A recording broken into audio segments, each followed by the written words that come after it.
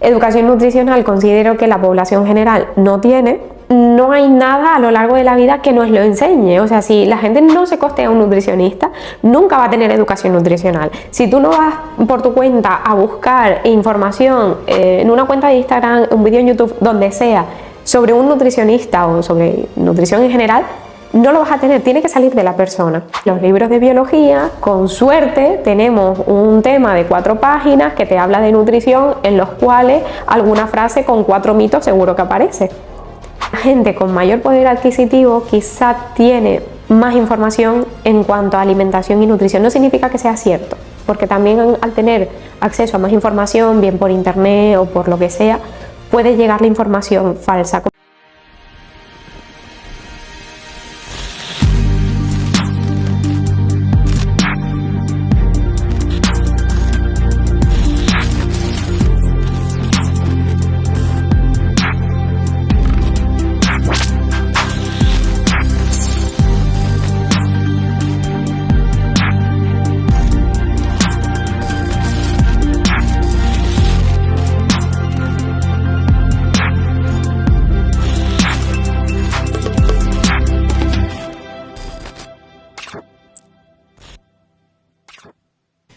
Muy buenas chicos, chicas, a este nuevo episodio de Net Talking, el video podcast que aclara dudas.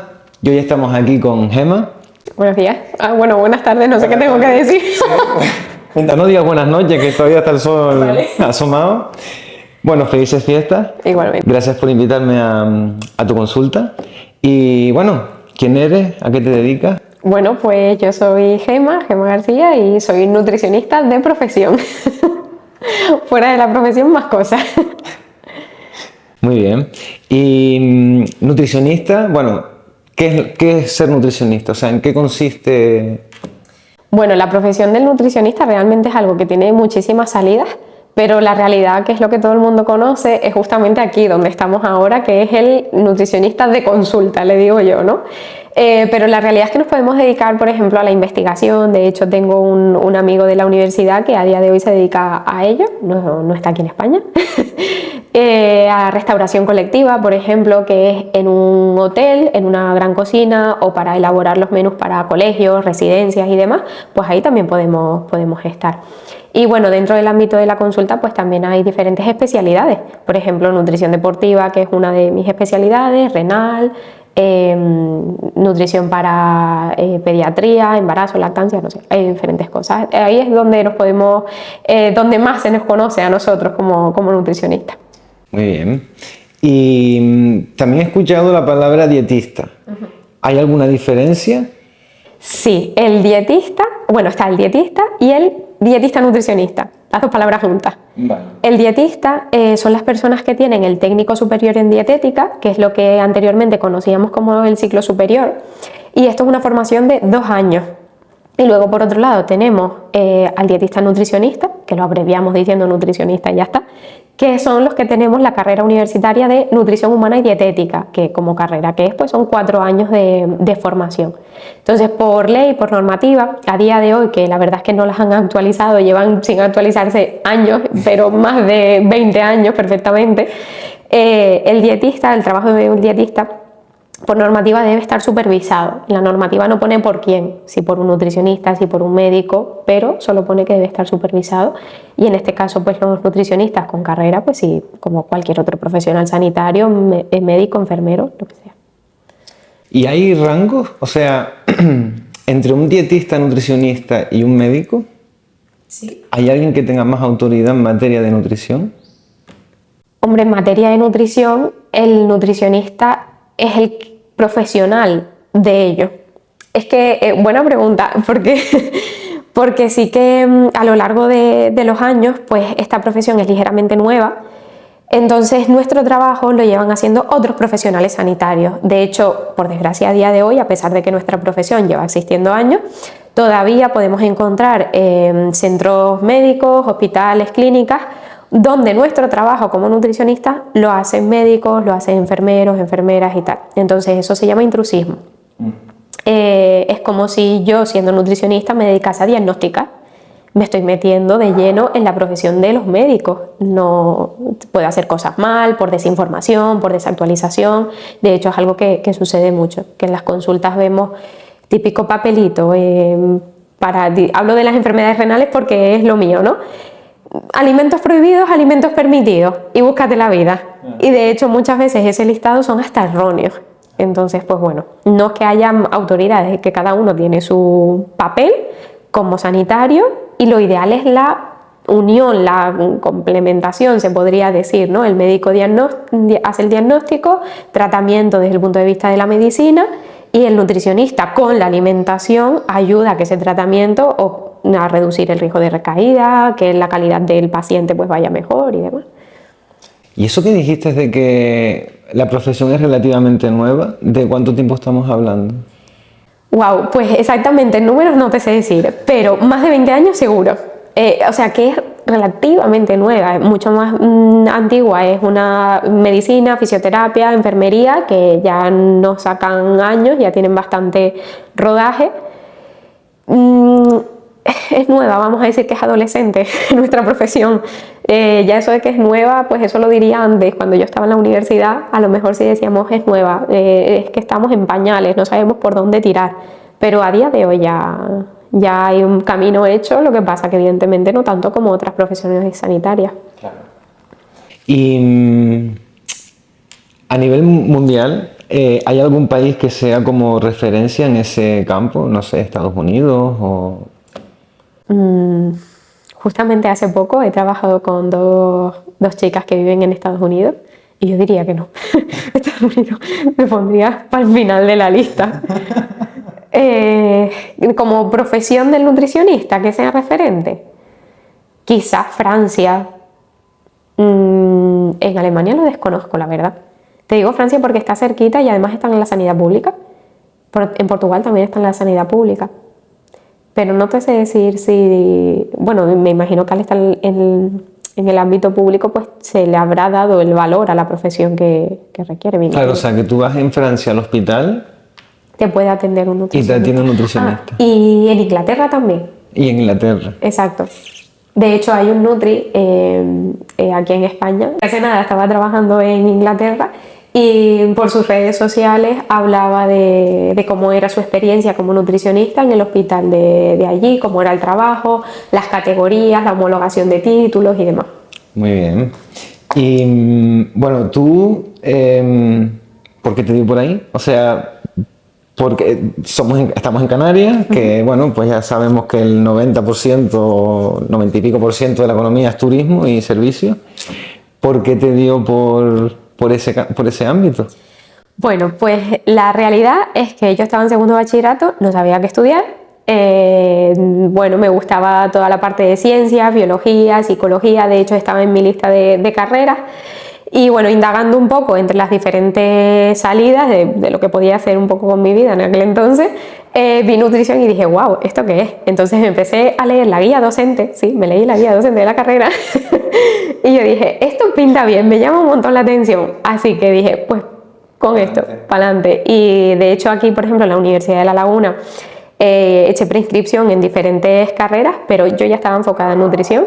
Y no quise las otras, ni psicología, ni biología, nada, no quería las otras.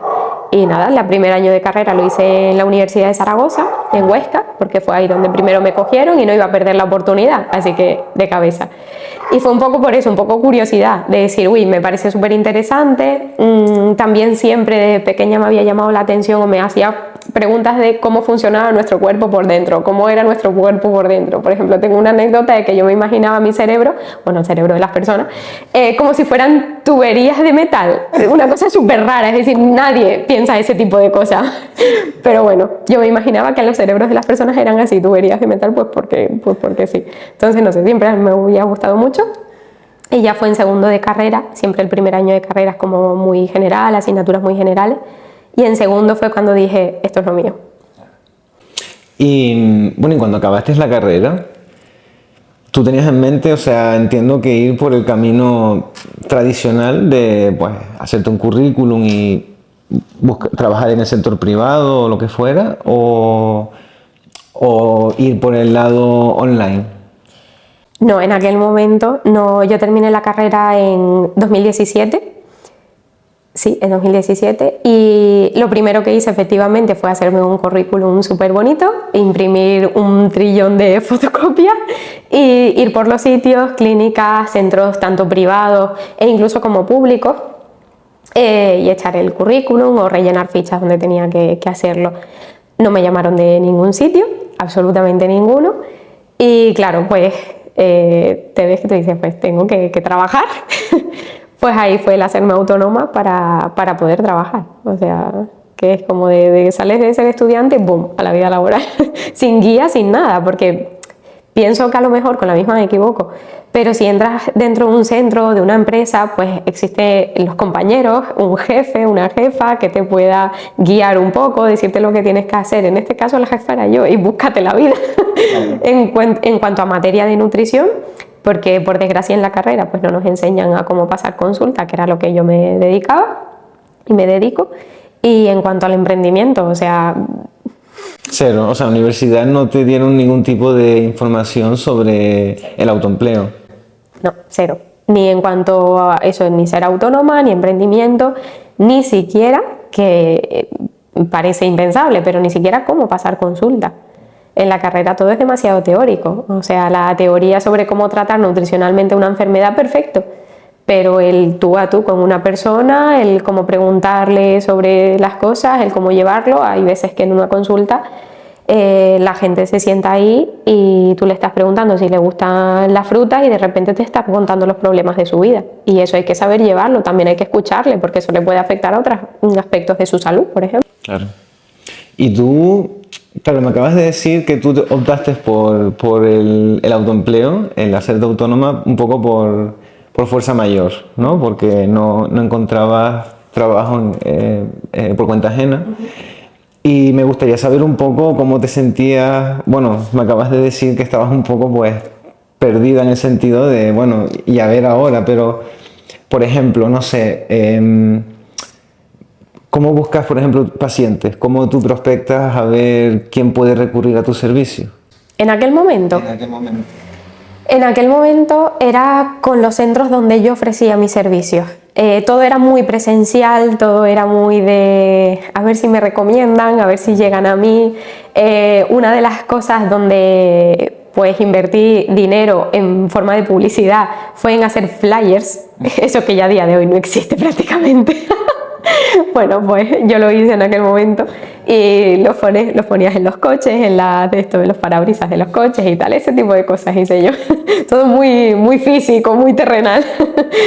Y bueno, pues eso, de los centros donde pasaba consulta, centros de fisio sobre todo, pues que los clientes de esos centros, mis compañeros fisios, me hablasen de mí, de mi consulta, y acabasen en mi consulta, y luego esa gente pues recomendaba a otras y así venía.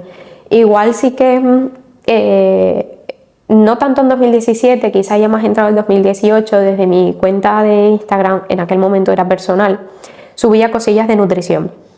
Entonces ahí pues de vez en cuando subía cosas, la gente me preguntaba, gente que era conocida, me preguntaba y demás. Entonces una vez una chica me dijo, Gemma, haz stories, cuando eso que no existían las stories estaban empezando a aparecer, haz stories, publica muchas historias y tal, y a mí en aquel momento me daba mucha vergüenza, entonces casi no lo hacía, y yo dije, esto en algún momento lo tengo que separar porque me llega gente que no conozco a mi cuenta personal, pues creé la profesional.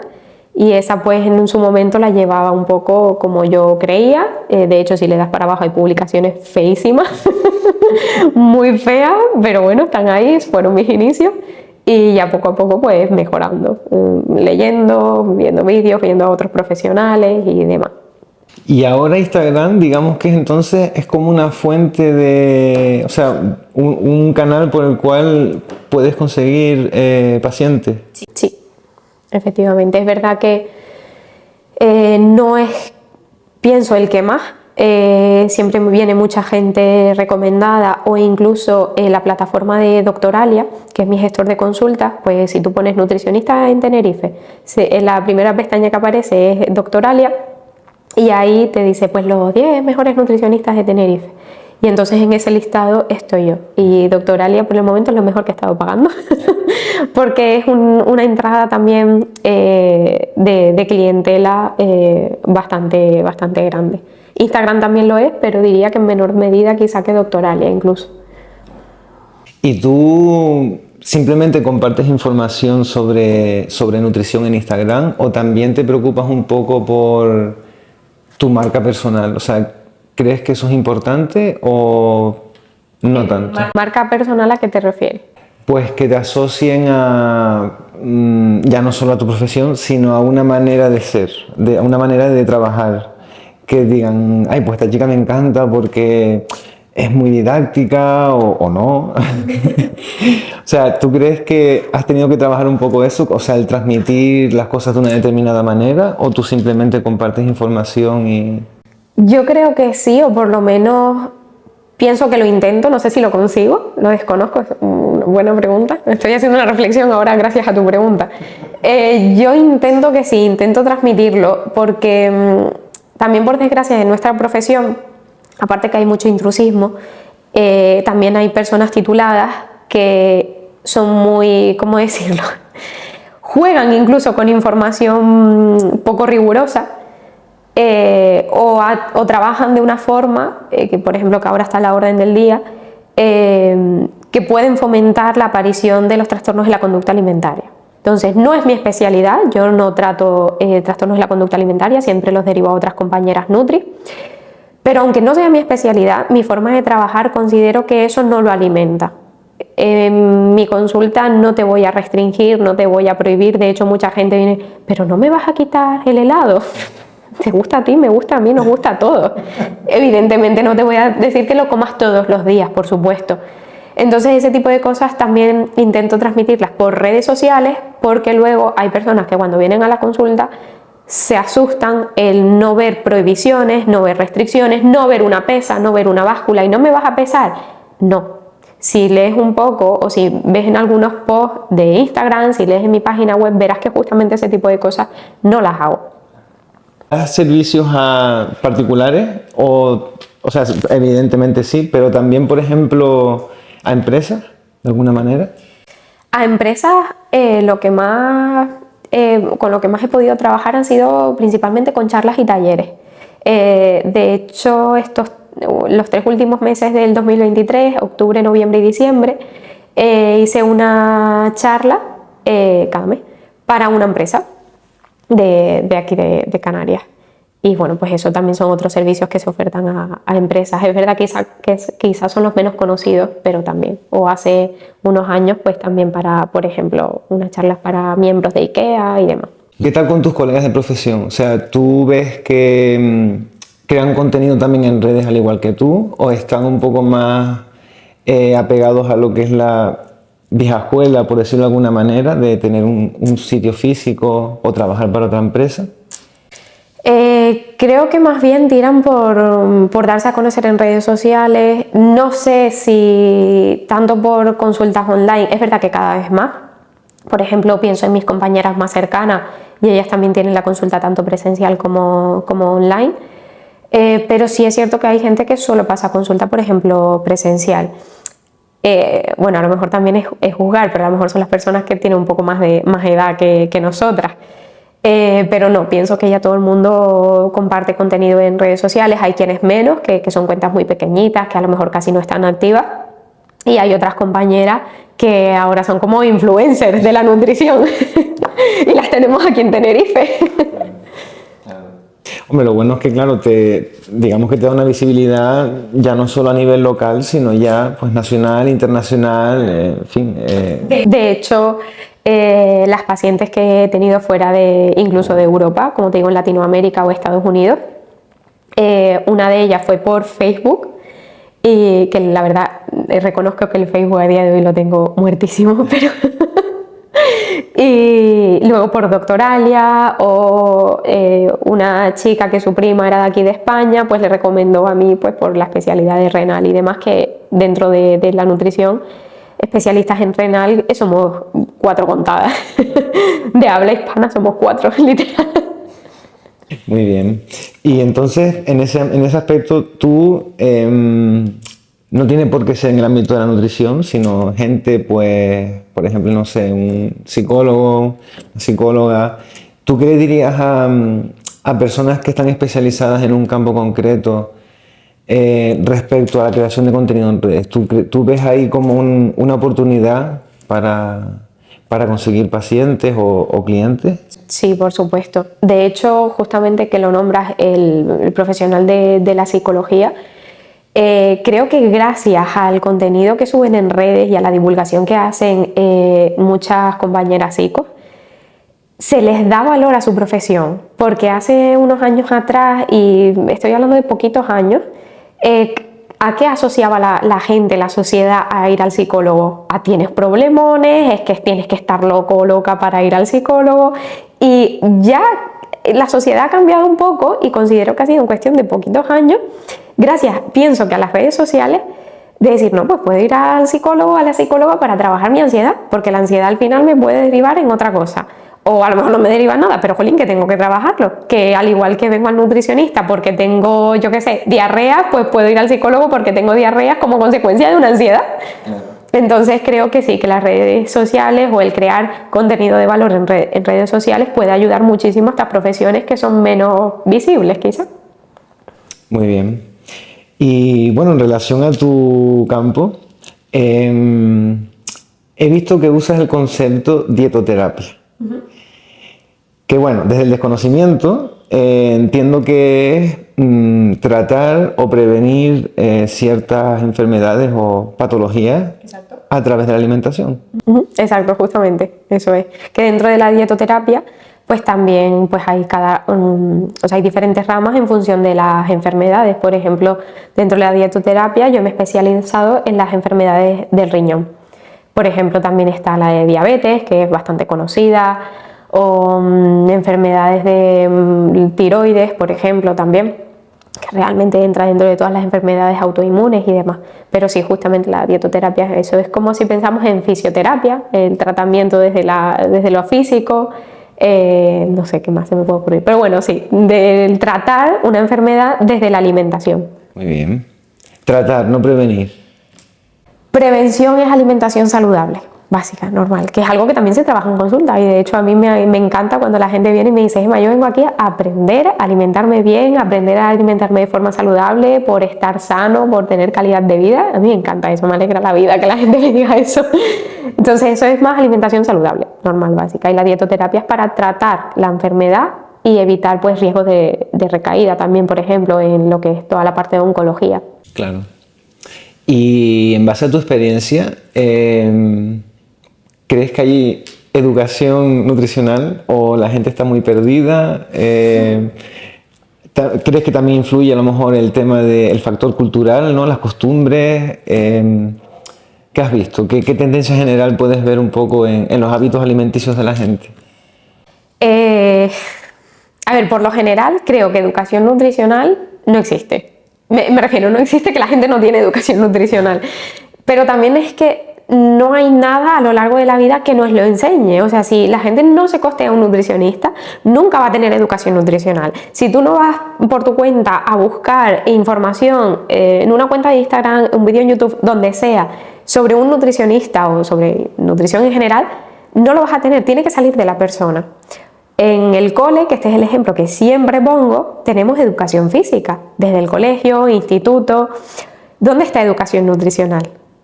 En cambio, en los libros de biología, con suerte, tenemos un tema de 4 páginas que te habla de nutrición, en los cuales alguna frase con 4 mitos seguro que aparece. Entonces, educación nutricional considero que la población general no tiene. Y mi visión de aquí en consulta, que evidentemente es algo súper mega reducido, la gente con mayor poder adquisitivo quizá tiene más información en cuanto a alimentación y nutrición. No significa que sea cierto, porque también al tener acceso a más información, bien por internet o por lo que sea, puede llegar la información falsa, como más, ¿cómo decirlo? Por ejemplo, cosas más, yo las llamo más modernas. El ayuno intermitente, cosas más novedosas, pues la gente de mayor poder adquisitivo tiene esa información a la orden del día, aunque sea errónea. En cambio, la gente con menor poder adquisitivo tiene mitos arraigados, pero mitos ya de toda la vida, lo de las 5 comidas al día, el agua tibia con limón en ayunas, y no sé, cosas así, mitos más, no sé cómo explicar, no sé si se me entiende lo que quiero transmitir. Sí. Menos modernos, menos novedosos. Sí, sí, más Eso. arraigados En la sociedad, en la cultura.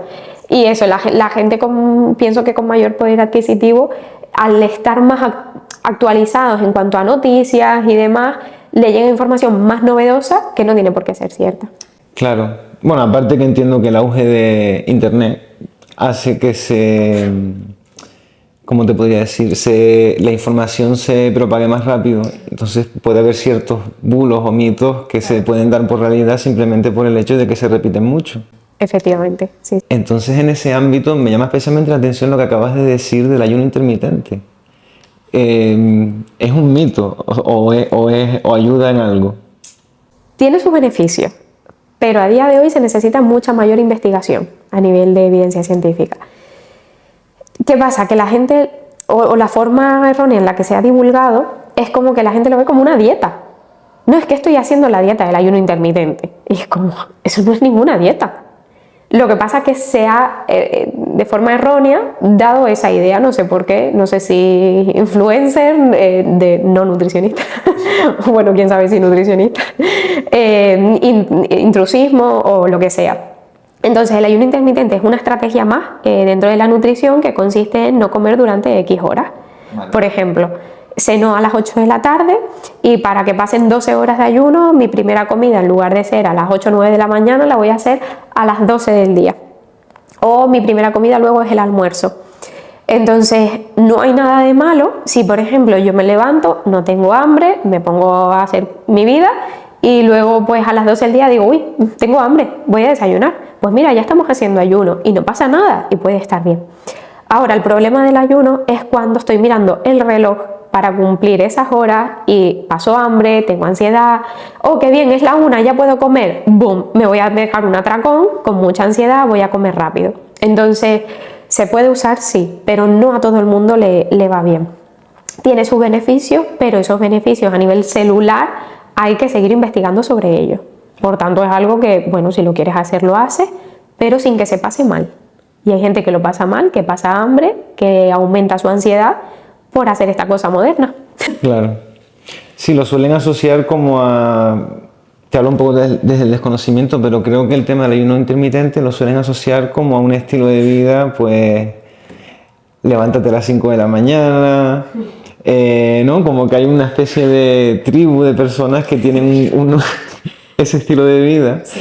Entonces puede también estar el componente de pertenencia a tribu, no tanto por... A lo mejor ni disfrutan haciéndolo, pero lo hacen porque...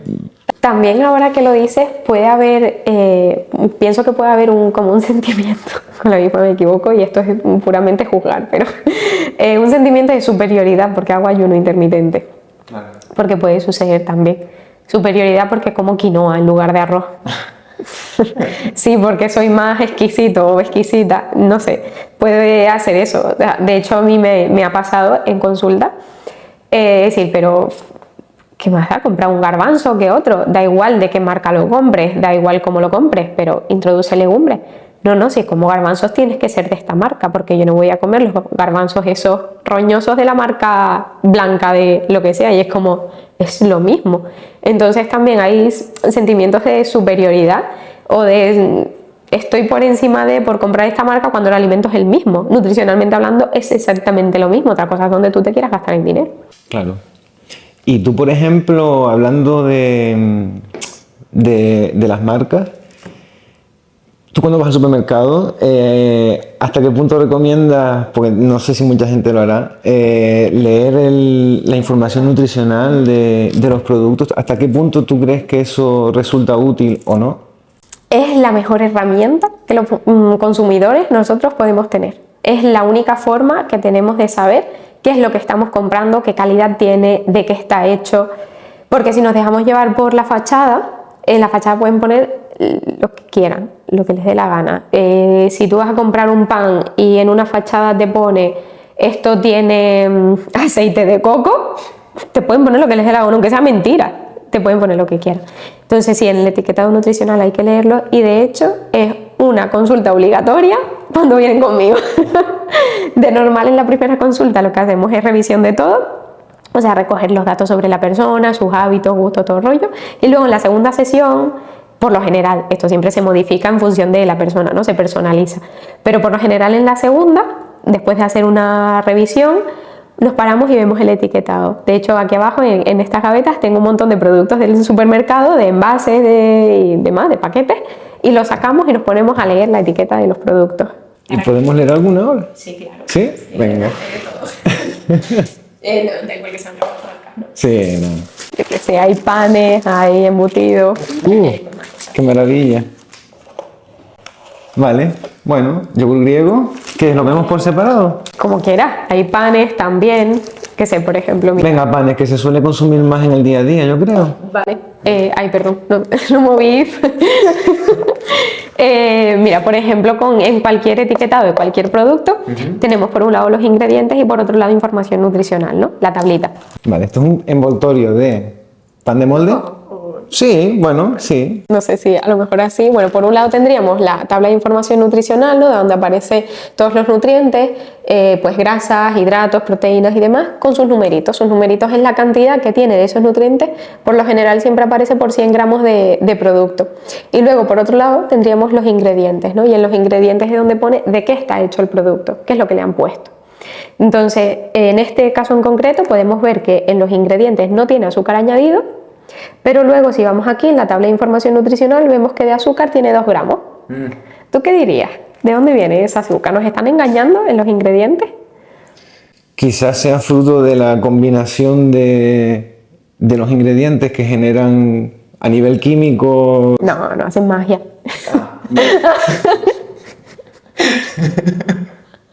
No. Pues no sé. Estaría naturalmente presente en este caso en la harina, ¿no? Esto al ser un pan está hecho con harina y la harina en su forma natural pues tiene una cantidad de azúcar muy pequeñita. Pues ese es ese azúcar que aparece ahí en la tabla de información nutricional. Entonces mucha gente solo mira la tablita, los nutrientes. Dice, ay, esto tiene azúcar. Entonces cuando ven la fachada y te pone 0% de azúcares añadidos. Y dice, ¿me están engañando? Sí que tiene azúcar. No, no nos están engañando, no tiene azúcar añadido, esto está bien. Claro, es el azúcar específico de uno de los... Es como por ejemplo decir la fruta. La fruta es un alimento que de forma natural tiene azúcar y no pasa nada, o sea, está bien, es saludable. Si le pusiéramos la etiqueta a la fruta nos va a decir, es una manzana, es un plátano, no tiene ningún ingrediente añadido, no tiene azúcar añadido, pero está naturalmente ahí. Claro. ¿Vale? Pues lo mismo por ejemplo con las grasas, a lo mejor este pan no tiene ningún aceite añadido, pero te pone que tiene 2 gramos de grasa, pues puede ser, seguro que te suenan los omegas, omega 3, omega 6, tal.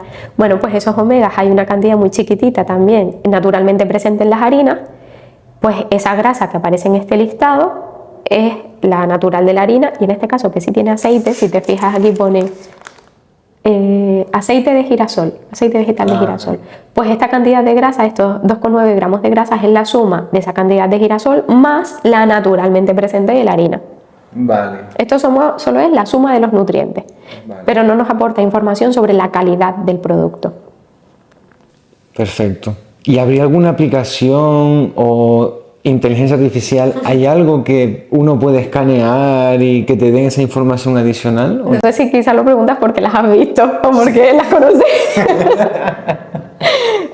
Bueno, tenemos la de My Real Fooding, que en caso de usar alguna, te diría de tirar por esa. Pero yo te recomiendo que no uses ninguna, que aprendas a leer el etiquetado y que tú mismo seas el que diga, esto sí es más nutritivo y esto es menos nutritivo. ¿Por qué? My Real Fooding, por ejemplo, se centra, o sea, te da si un producto es más o menos recomendable en función de los ingredientes, o sea que empieza bien, pero es verdad que luego es muy alarmante con el tema de aditivos. Todas las E's que aparecen en los productos son sustancias que están añadidas de forma consciente, evidentemente, en los productos para conseguir algo. Pues por ejemplo, si a este pan no le pone los 3 conservantes que tiene, a los 2 días esto está verde. Entonces me da la seguridad estos 2 conservantes de que yo no me voy a poner mala. Incluso hay algunos que nos da seguridad alimentaria, que se llama calidad higiénico, no sé cuánto alimentaria. Eso es de la rama de restauración colectiva, se nota que no es lo mío. Entonces eso, los aditivos pues no hay ningún problema con ellos. Se le tiene mucho miedo, pero por desconocimiento, no sabemos qué es el E200 no sé cuánto y tú dices, esto me están enfermando. No, es al revés, nos están asegurando el que esto sea de calidad, que no se ponga mal. Entonces My Real Fooding tiene para mí ese problemita, que es muy alarmante con los aditivos. Y luego la otra, bastante conocida aquí, es Yuka. Y Yuka se centra justamente en la tabla de información nutricional, en los numeritos. Por tanto, no te da la calidad del producto, es decir, no te dice, este pan es refinado, está hecho con harina blanca, es menos recomendable, o está hecho con harina integral, es más recomendable. Eso a Yuka le da igual. Yuka solo te va a mirar, tiene tanto de calorías, tanto de grasas, tanto de hidratos, y eso es irrelevante. La salud la miraríamos en este caso, con este ejemplo, por el tipo de harina. Es más recomendable la integral. Me da igual cuántos hidratos tenga. Entonces Yuka sería la menos recomendable de las más famosillas que hay. No sé si seguramente lo habrás visto, en plan como que hay determinados alimentos, quizás esto es un poco entrar en psicología, pero hay determinados alimentos que segregan, segregan no ellos, sino tu cerebro, entiendo, una sensación de placer que te hace que los consumas mucho. Y luego hay otros que no, que son más saludables, obviamente. Entonces, ¿hasta qué punto crees tú que la alimentación que no genera dopamina, por decirlo de alguna manera, que no te da esa satisfacción instantánea, hasta qué punto el comer bien, básicamente, te puede ayudar, por ejemplo, en un proyecto de vida? O sea, que tú tengas unos hábitos, sí. ¿Crees que te puede ayudar positivamente en iniciar un proyecto? O sea, para coger foco, para tener determinación, para ser constante. O sea, ¿tú crees que la alimentación influye en ese sentido? O... Por supuesto. De hecho, hay evidencia científica de que el llevar una alimentación saludable. Aquí también hay que matizar porque muchas veces entendemos mucha gente entiende que alimentación saludable es no como nada de galletas, no como nada de helado nunca, no como churros con chocolate nunca. Eso no es alimentación saludable, eso es una alimentación restrictiva, prohibitiva.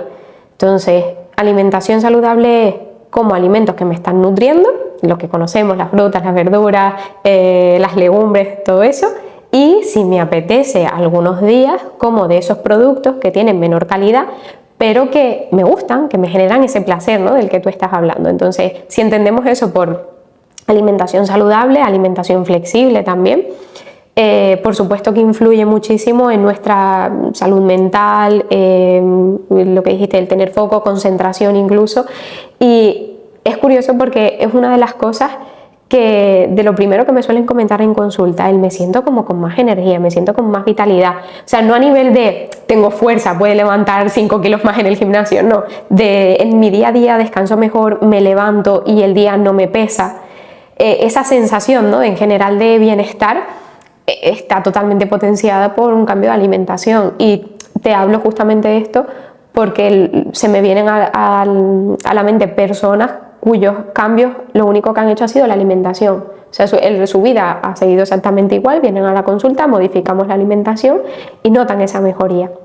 Entonces, por supuesto, y de hecho se asocia a una alimentación poco nutritiva, ¿no?, alimentación basada en productos ultraprocesados, por decirte, en la que pues esos procesos mentales son peores, la concentración es menor. ¿Y la calidad del sueño, por ejemplo? La calidad del sueño, ¿verdad?, que se me suele olvidar, pero es cierto. Afecta muchísimo de cara a dormir, el descansar bien. Al final,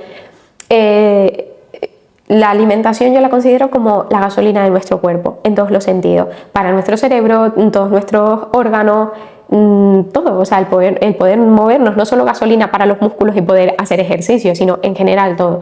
Entonces, si te damos una gasolina de calidad, todos esos procesos hormonales, metabólicos, todo va a funcionar mejor. Y también en una cantidad suficiente, eso es importante, porque también pensamos en comer bien, en reducir cantidades. Y suelo ver en consulta que la gente suele comer hasta menos de lo que necesita, por ideas erróneas de es que para estar bien pues tengo que comer menos, y a lo mejor ni siquiera están cubriendo sus requerimientos básicos, esenciales del nutriente. ¿Crees que es necesario contar con recursos económicos? ¿Es caro comer bien? A ver, pienso que sí que hay que tener algo de recursos económicos, justamente por lo que hablábamos antes de que la educación nutricional no existe en la población. Entonces, para tener de verdad nociones y saber comer de forma nutritiva, consciente, equilibrada, te tienes que costear un nutricionista, a menos que tengas la, no sé cómo decirlo, la chispa de decir voy a buscar en redes sociales a nutricionistas titulados, no caer en intrusismo, voy a buscar blogs, podcasts de nutricionistas titulados y oye, puedo encontrar información de calidad con evidencia científica y que me pueden ayudar, y totalmente gratis. Es decir, hay nutricionistas que se dedican a crear contenido. Hay muchísimos libros de nutrición de nutricionistas aquí en España. Bueno, fuera de España ni me imagino, pero a verlos los hay. Entonces tenemos recursos muy económicos como son los libros, o totalmente gratuitos como son en redes sociales y demás. Ahora hay que tener el saber discernir entre información científica, que es la que te aporta un nutricionista titulado actualizado, e información falsa, que es lo que más nos rodea. Me desvié, creo que, de la pregunta que me hiciste. No te preocupes. Básicamente... El poder económico. Exacto. Bueno, y luego el comer saludable, si es más caro, depende, porque comprar medio kilo de legumbres en el supermercado te cuesta 60 céntimos. Medio kilo de garbanzos te cuenta eso. De hecho, creo que es 61 o 62 céntimos, literal. Ese medio kilo de garbanzos tú los pones en remojo y los cocinas y te sale un caldero así que comen 4 personas 2 veces. Entonces eso es muy económico. Sí que a lo mejor la verdura puede estar un pelín más carita, pero si comparamos eso a que un paquete de galletas te sale 2 euros y pico, con 2 euros y pico a lo mejor me compro 2 pimientos. Y los 2 pimientos no me los como solos, no me los como en una tarde el paquete de galletas así. Los 2 pimientos los mezclo con los garbanzos y ya tengo un plato para 4 días, para 4 personas. Entonces, dependiendo de qué se compre, puede ser más caro o más barato. Así que carnes, pescados, muchísimo más caro. Ahí sí que es indiscutible que comprar ese tipo de alimentos es muchísimo más caro. Que bueno, gracias a Dios, a día de hoy, pues se puede decir que es totalmente prescindible esos alimentos también. Así que puede ser más caro o más barato en función de lo que se compre. Lo que pasa es que caemos en el ver el paquete de magdalenas así a 1 euro y decir, oh, qué barato. Y el kilo de naranjas está a 1 euro. Claro. Y nos parece como más pequeñito, pero al final, no sé, el paquete de magdalenas te lo comes en 2 tardes. Las naranjas te cuesta porque las tienes que masticar. ¿Y tú, por ejemplo, de niña, comías bien? O sea, cuando tú terminaste tu formación, ¿te diste cuenta de, madre mía, la cantidad de basura que he comido? ¿O tú, por lo general, siempre has comido bien? Ha habido un 50-50, porque tengo la suerte de que he crecido en un entorno bastante, vamos a decirlo, rural, por decirlo de alguna forma. Entonces en mi casa y con huertas, con fincas donde se han plantado verduras, papas y demás, lo que es bastante típico aquí en las islas.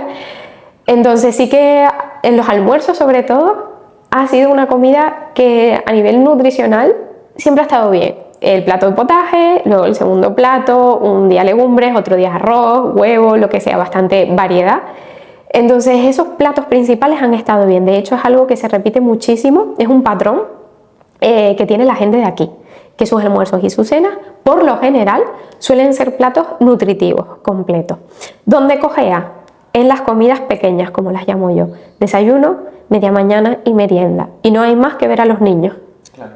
En las papeleras de los recreos, en un parque o lo que sea, y evidentemente pues como niña que fui, pues también pues en mi casa pues me compraban galletas, los juguitos, los danab y todas esas cosas. Entonces por eso digo que es un 50-50, porque evidentemente comí de todos esos productos azucarados, refinados, con aceite refinado, vamos, es lo que más me gustaba como cualquier persona.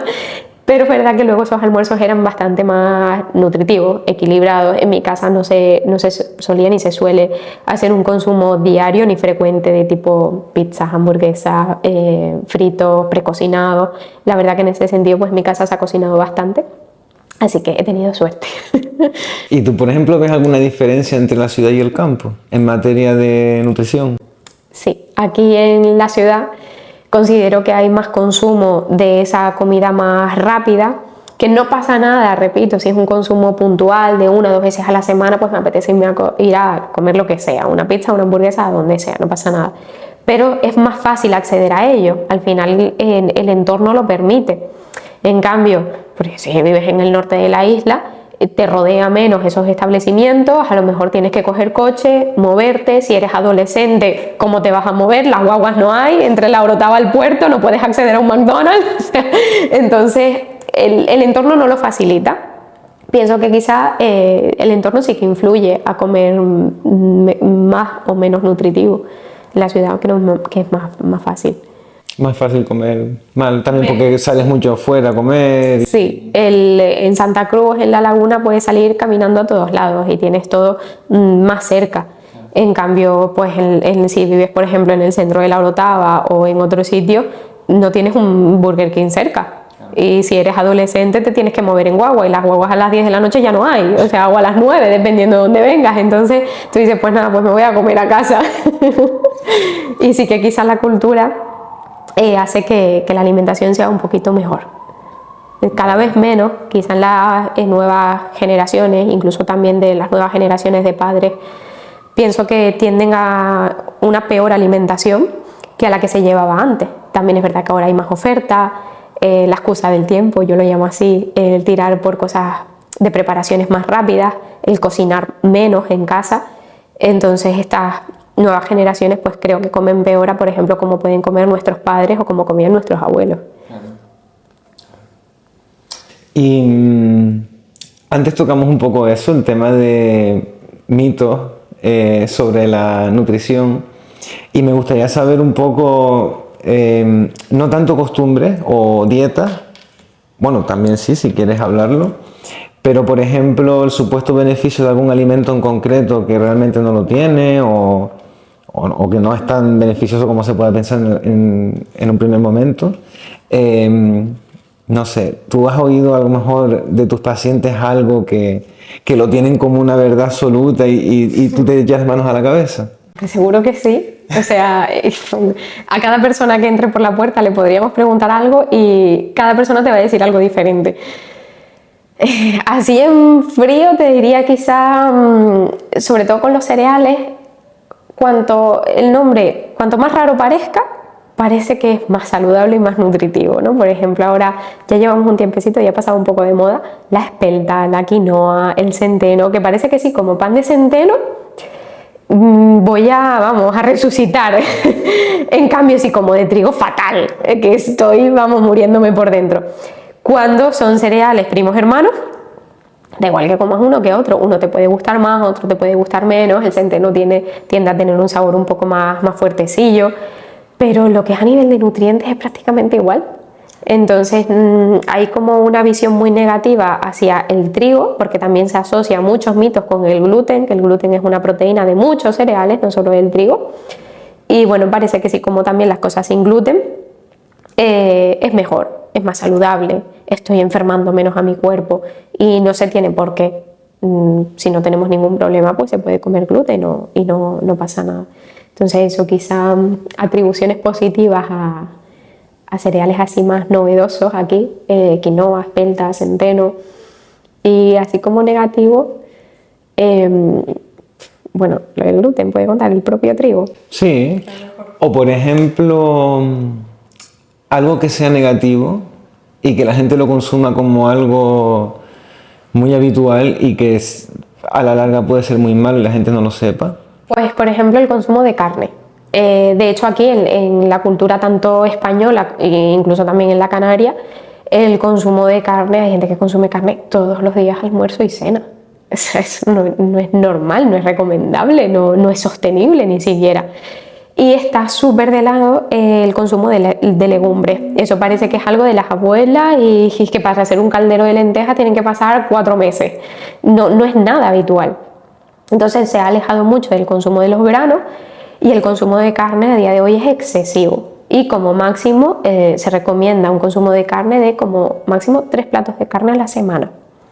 Y de carne roja, en caso de consumir algo, tan solo un plato de carne roja a la semana. Verdad que con la carne roja, como que cada vez hay más noticias sobre este alimento, la gente empieza a conocer esos efectos negativos o esos efectos negativos para la salud a largo plazo sobre la carne roja. De hecho, justamente antes de que llegara, vi una noticia de un estudio científico que se hizo durante 30 años, como el consumo de carne roja se ve que aumenta el riesgo de padecer enfermedades isquémicas, enfermedades del corazón. Y eso no es nada nuevo, eso es algo que se lleva sabiendo muchísimos años a nivel científico, a nivel profesional y sanitario, pero bueno, quizás información que no ha llegado tanto a la población. Y bueno, la gente consume mucha carne y no es muy recomendable. Y tú, por ejemplo, sobre los estudios, los artículos médicos, los papers y demás que se pueden leer, no sé si sabes que, bueno, que a veces, bueno, históricamente, por ejemplo, vamos a ponernos en los años 50, hubo una serie de médicos y académicos pues, que hablaban de los beneficios positivos del tabaco, o que por lo menos no era tan negativo como se podría imaginar, y se descubrió pues, que, bueno, pues, que estaban financiados por la industria tabacalera. Entonces, en materia nutritiva, si no estás al tanto no pasa nada, pero en materia nutritiva... Sí, ya tengo 2 en mente. ¿Tú crees que...? Dímelo ya que quiero soltarlo. ¿Tú crees que hay cierto interés económico por parte de ciertas empresas en que la comunidad científica hable bien de un determinado alimento o mal de algún determinado alimento? Sí, por ejemplo, uno que me viene a la cabeza y creo que fue de los primeros que supe. Estaba en la universidad, o sea, aunque yo la carrera la empecé en la Universidad de Zaragoza, luego me cambié a Sevilla y allí pues bueno, se bebe muchísima Cruzcampo y allí la cerveza es como agua. Como agua, efectivamente. Y hay un estudio pagado por esa empresa diciendo que el consumo de cerveza, pues no sé qué conclusiones sacaría, como que era buena, que era saludable, o vete tú a saber qué es lo que decía. Y eso evidentemente no tiene ningún sentido. Es decir, el alcohol es igual de tóxico, inflamatorio que el tabaco. Es decir, hay mucha conciencia con el tabaco, pero hay cero conciencia de los problemas de salud del consumo de alcohol.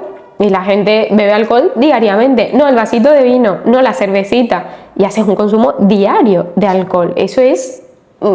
que no sé cómo explicarlo, es que no, o sea, que es muy duro decirlo, pero te estás matando por dentro. Sí. O sea, no es un consumo puntual de, bueno, me tomo una cerveza de vez en cuando, que no pasa nada, pero diariamente no.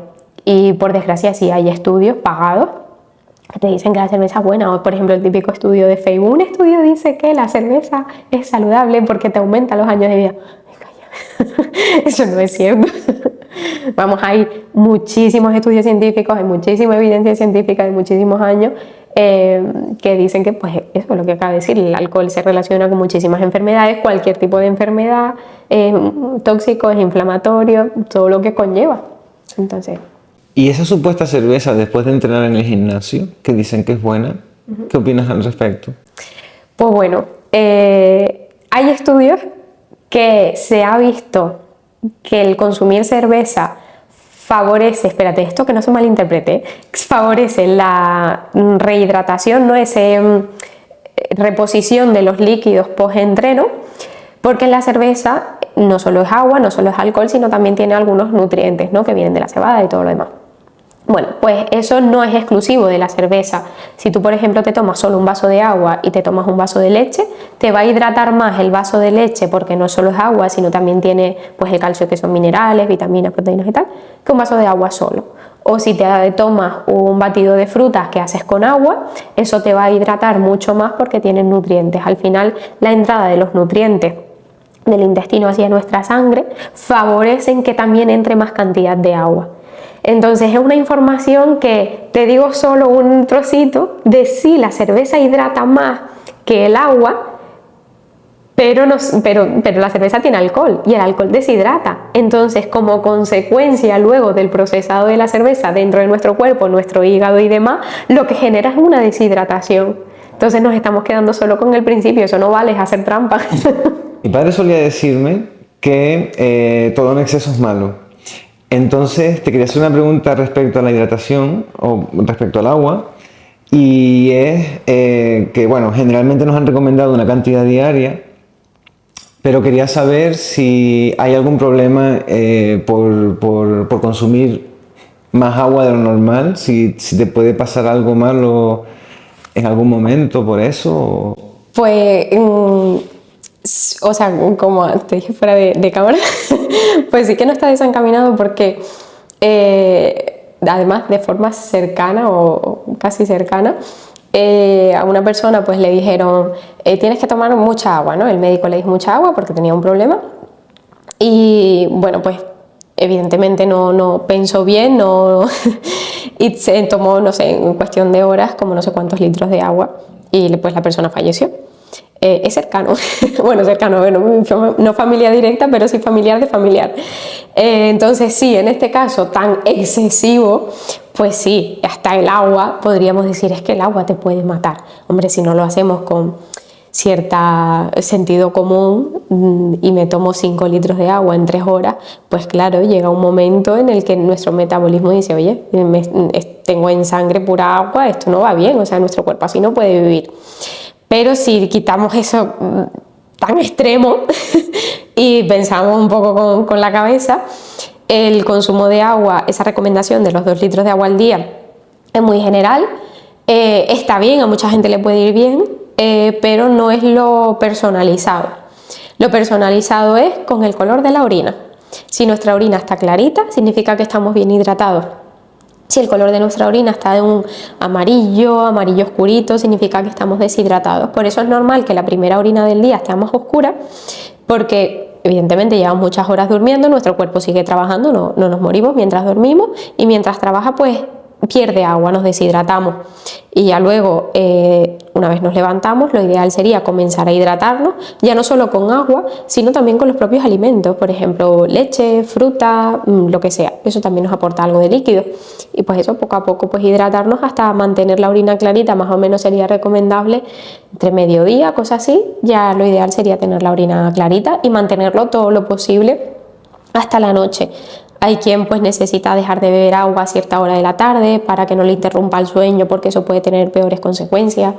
Hay en algunas enfermedades como son las renales que el agua hay que medirla, incluso no pueden tomar el agua que quieran, sino que a lo mejor hay un máximo de 1 litro de agua al día, pero eso ya es en cuestión de enfermedades. Si estamos sanos, siempre clarita la orina.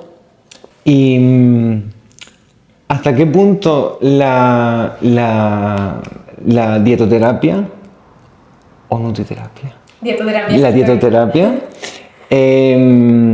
puede ayudar a tratar las enfermedades al margen de los medicamentos. O sea, hasta qué punto, o sea, o es un complemento para los medicamentos que te den para una enfermedad determinada. En este caso, por ejemplo, los riñones. Con los riñones, la alimentación es más bien un complemento. Como dice, sí que si por mucho que haya un tratamiento a nivel médico, fármacos, si no se lleva una buena alimentación, la enfermedad va a avanzar de una forma muy acelerada, muy rápida. Por tanto, es un complemento, pero es un complemento importante. De hecho, de ahí es, sobre todo al principio que lo decía, ¿no? Que en muchas consultas médicas pues te dan el típico papelito con esto sí, esto no en cuanto a alimentos. ¿Por qué dan ese papel? Porque saben que la alimentación es importante. Porque si la persona no cambia su forma de alimentarse, en este caso en enfermedades renales, esa enfermedad va a avanzar muy rápido. Hay veces que la alimentación es el pilar fundamental y el tratamiento farmacológico es lo secundario. Y hay veces que el tratamiento farmacológico es lo principal y la alimentación simplemente es un complemento. Por ejemplo, en oncología, en el cáncer, da igual el tipo de cáncer que sea, está primero el tratamiento, por ejemplo, quimioterapia, radioterapia, lo que sea, y la alimentación es un sustento para evitar riesgos de recaída, para evitar que la persona esté más débil por el propio tratamiento, que su cuerpo dentro de lo posible esté lo mejor posible. Entonces ahí es un pilar, pero el principal sería el farmacológico. Vale. Habrás visto que en redes, en todos los ámbitos, pues la gente, digamos que se autoproclama una determinada cosa y bueno, me gustaría saber si si te quieres mojar en el tema, estas personas bueno, que sí es verdad que saben mucho, por ejemplo, del tema del deporte, del gimnasio, del fitness y demás, pero que luego también te dan consejos de nutrición. Entonces querría saber si tú has oído o has visto algún tipo de información que ellos te dan como que tienes que hacerlo sí o sí y que tú digas, esto es horrible para el cuerpo, a largo plazo, a corto plazo o... Pues, por ejemplo, más que a lo mejor un alimento como tal o un producto como tal, diría más bien los patrones que intentan difundir en la gente. Por ejemplo, hay algo que si lo quieres hacer porque te gusta, porque pues te apetece hacer una media mañana, un desayuno con arroz y pollo, porque te sobró de la cena y tú dices, pues me apetece comérmela ahora, no hay problema.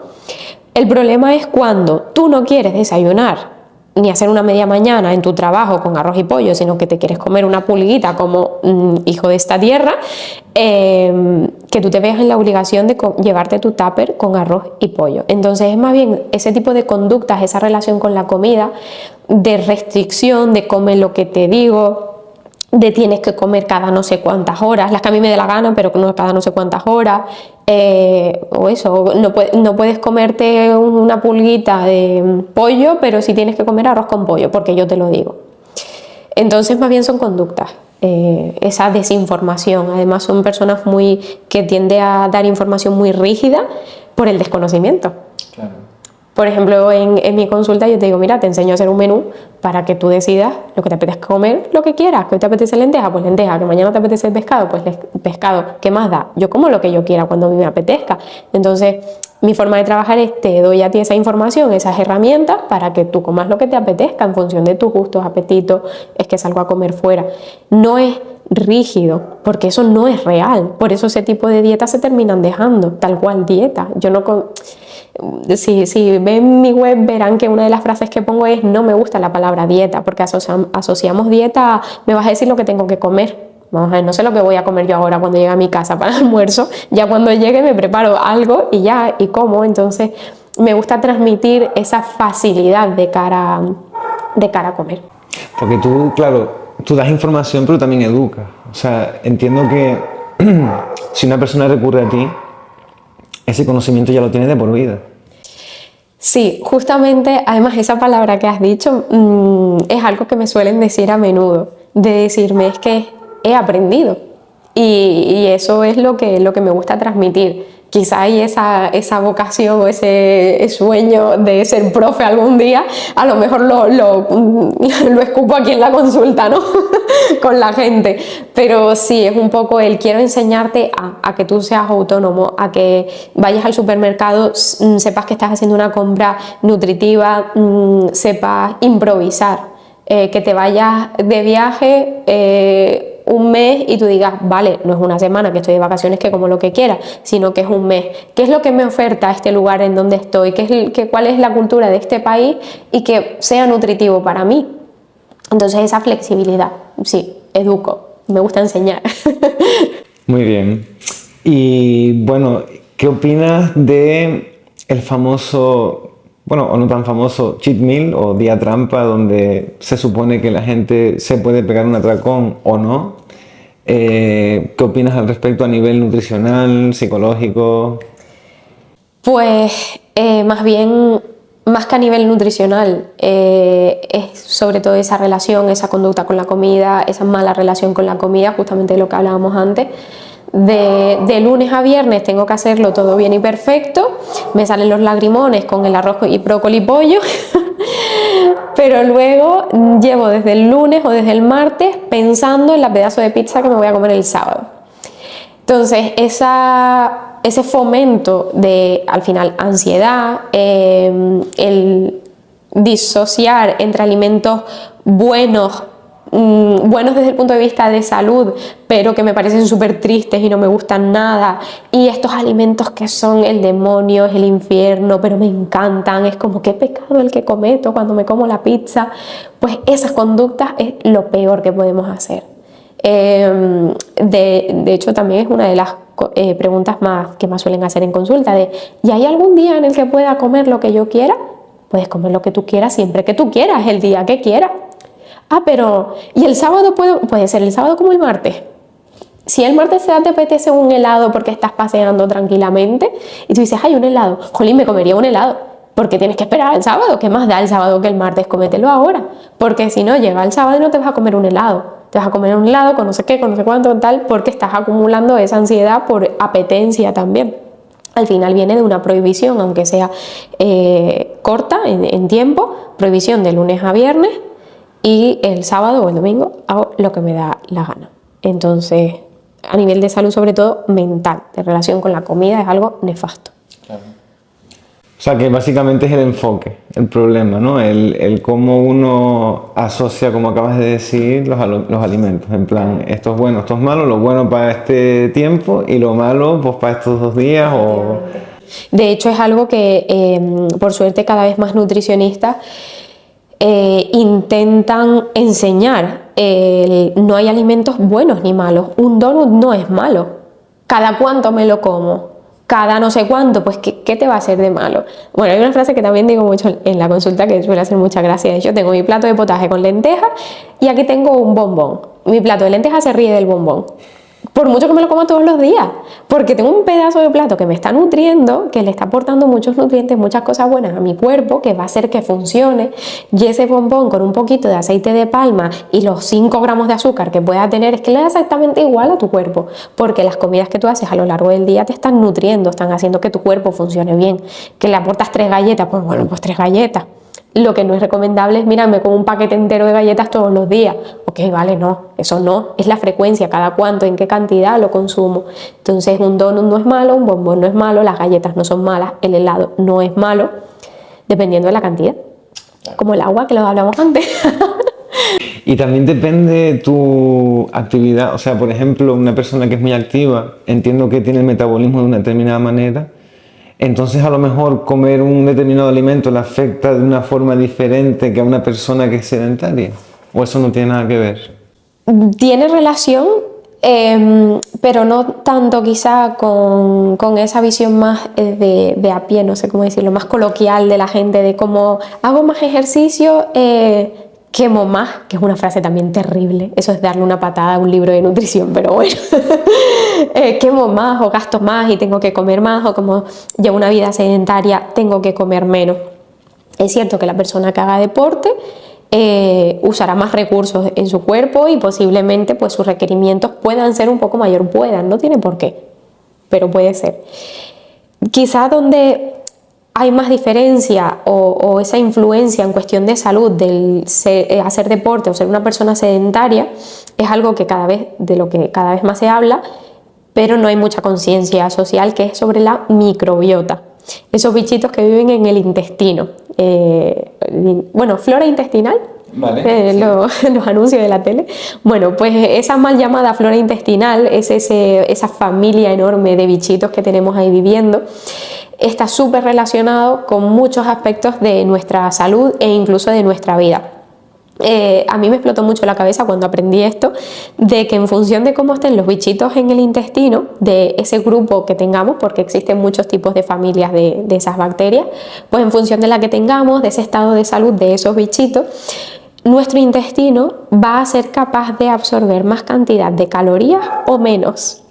Yo decía, vale, y todo lo que yo he estudiado de aquí para detrás, de que el intestino, la absorción de nutrientes, lo que entra, lo que sale, proteínas, tal, y ahora ¿dónde queda todo eso? Pues no. Entonces hay un universo entero de la microbiota intestinal y cómo influye al desarrollo de muchísimas enfermedades, a nuestro propio metabolismo, a nuestro sistema hormonal, una barbaridad. Y hay un desconocimiento muy grande, salvo los expertos como tal o nutricionistas que son especialistas en microbiota, pero quizá tiraría más por ahí que por tanto que comer porque hago más deporte o menos deporte. Es la salud de si haces más o menos deporte, que por supuesto hay que hacernos, hay que movernos. Tenemos músculos para algo y es para movernos. Emma, me gustaría saber un poco, a lo largo de tu trayectoria, bueno, eres una chica joven, se ve, y te queda mucho por delante. Parezco más joven de lo que soy, realmente, también he de decirlo. Eso gracias a la nutrición. Bueno. Me gustaría saber cuál ha sido tu mayor logro. A nivel profesional, entiendo. Bueno, es que mayor logro, wow. No sé, es que me siento orgullosa de pequeñas cosas. O también puede ser personal gracias a tu profesión. No, quizá profesional, por ejemplo, he sido coautora o he estado dentro del equipo de nutricionistas que escribimos la primera guía alimentaria de menús escolares de Canarias. Eso que está publicado en el gobierno de Canarias, totalmente gratis, accesible para todo el mundo y nadie sabe que existe, pues eso. Entonces eso para mí diría que es un logro, porque estaba en otras comunidades autónomas de España, por ejemplo en Valencia, en Cataluña, no están todas ni siquiera, y Canarias no tenía cuando se escribió en 2019, y bueno, pues ya somos una comunidad autónoma más que lo tenemos, y yo estuve ahí escribiendo eso en Word. Qué bueno. Entonces bueno, pues diría que eso quizás ha sido uno de los logros más importantes. Muy bien. Y bueno, esto es un canal de entrevistas a gente experta en un tema concreto, no solo para hablar de su nicho, vamos a decir, o de su ámbito de actuación, sino también de lo que es su emprendimiento personal, ¿no? Entonces, cada uno tiene sus motivaciones, pero me gustaría saber qué es el éxito para ti. Claro, es que tiene muchos matices. Diría que el tener un buen sustento económico no significa tener ahí un ingreso súper elevado desde el punto de vista español, sino simplemente estar cómodo a nivel económico y tener tiempo para ti, para tu hobby. Quizá esto lo digo también con experiencia, porque he pasado por momentos en los que mi vida fue por y para el trabajo y eso para mí no es el éxito. Hay gente para la que sí, porque ahí no dejas de lado tu vida personal, hobbies, tus gustos y tal. Entonces eso es como un equilibrio entre trabajo sí para tener ese sustento económico que me permita vivir bien, cómodamente, para mí ni siquiera sin lujos, no necesito lujos, y que me permita disfrutar de mi día a día, de mi hobby. Si yo tengo eso, para mí eso es el éxito. Muy bien, muy bien. Bueno, y yo, digamos que el invitado anterior, o sea, cada invitado hace una pregunta para el invitado siguiente, y la invitada anterior, que, bueno, Raquel, un saludo desde aquí, gracias por tu pregunta, quiere saber si eres feliz. En rasgos generales diría que sí, porque echando la vista atrás, de hecho estamos empezando 2024, pues he conseguido pues muchas cosas que pues hace tiempo pues tenía en mente y bueno, pues poco a poco las he ido haciendo. Pero si pienso en más a corto plazo, pues justamente en estos días no han sido los más buenos, porque bueno, un familiar ha fallecido y demás, entonces justamente ahora mismo no es mi mejor momento, pero bueno, es cierto que en general pues bien. Muy bien. Y bueno, ya para terminar un poco, querría que tú formularas la pregunta para el siguiente invitado. Vale, la había pensado antes. Que le haga pensar. Vale. Si está donde quiere estar en general, en su vida, desde el punto de vista profesional, personal. Si está donde quiere estar. Sí, si ahora mismo está donde pensaba a lo mejor que estaba hace 10 años atrás o 5 años atrás. Si se imaginaba que ahora estaría en ese punto. Vale, muy bien. Y pues nada, muchísimas gracias, Emma, por haberme invitado a tu consulta. La verdad que es muy bonita. Muy blanco. Muy blanco todo. Creo que has compartido información muy valiosa que la gente puede aplicar en su día a día. Y bueno, ya saben que la nutrición es importante y si quieren ampliar información, de verdad que ella les puede ayudar en ese sentido bastante. Repetimos que ella se encarga de la nutrición deportiva y también el tratamiento de enfermedades renales a través de la alimentación, pero también les puede ayudar en mucho más. Así que yo les voy a dejar su perfil profesional de Instagram para que puedan acudir a ella y que les eche un cable. Ya ven que es una tía muy cercana y muy natural. Muchas gracias. Gracias a ti.